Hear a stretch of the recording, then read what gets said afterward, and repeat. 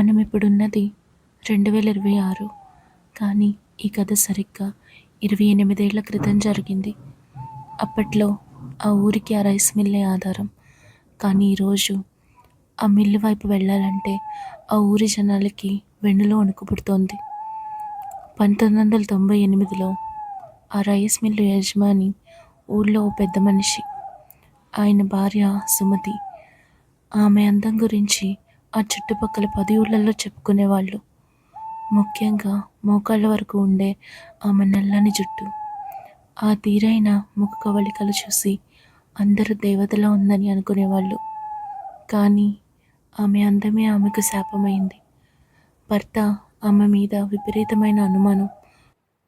రోజు గొడవలు, నరకం. ఓ అమావాస్య రాత్రి ఆ గొడవ ముదిరింది.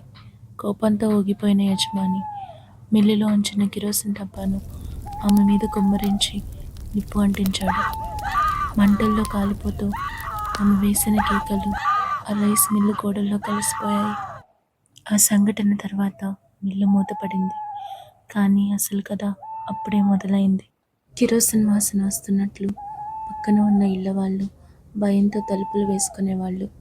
ఓసారి ధైర్యం చేసి ఓ కుర్రోడు మిల్లు కిటికీలోంచి లోపలికి చూశాడు.